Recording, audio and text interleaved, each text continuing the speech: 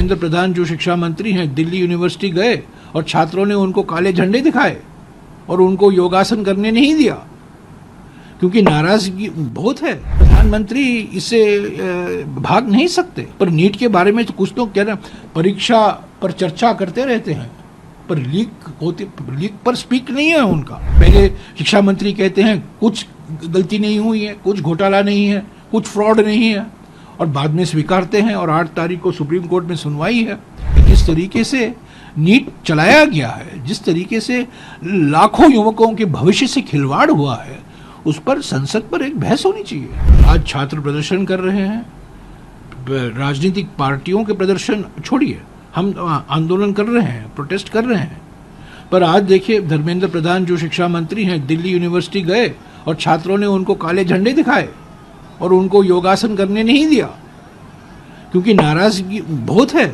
जिस तरीके से घोटाले हुए हैं, यूजीसी नेट को लेकर जो एग्ज़ाम रद्द किया गया है, नीट को लेकर जिस पर कई सवाल खड़े हुए हैं, और सभी जो परीक्षा है उनके ऊपर उत्तर प्रदेश में हो, मध्य प्रदेश में हो, गुजरात में हो, तीनों बीजेपी शासित राज्य हैं, और प्रधानमंत्री इससे भाग नहीं सकते। यहाँ आसन कर रहे हैं, आज तो इंटरनेशनल योगा डे है, पर नीट के बारे में तो कुछ तो कह रहे हैं, परीक्षा पर चर्चा करते रहते हैं, पर लीक पर स्पीक नहीं है उनका।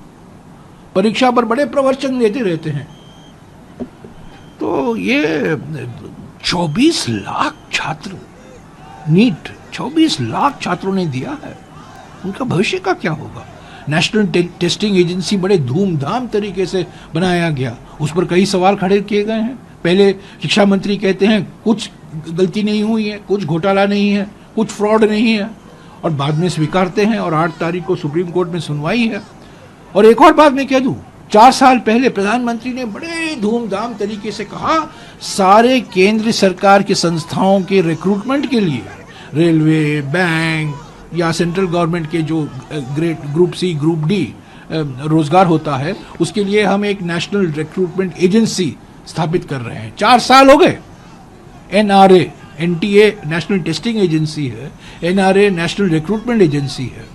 1,500 करोड़ रुपया उसको दिया गया बजट में, 1600 करोड़ रुपया दिया गया बजट में, 20 करोड़ रुपया खर्च किया है। आज तक नेशनल रिक्रूटमेंट एजेंसी ने एक परीक्षा नहीं किया, एक एग्जाम नहीं किया है, एक रिक्रूटमेंट नहीं हुआ है NRA के द्वारा।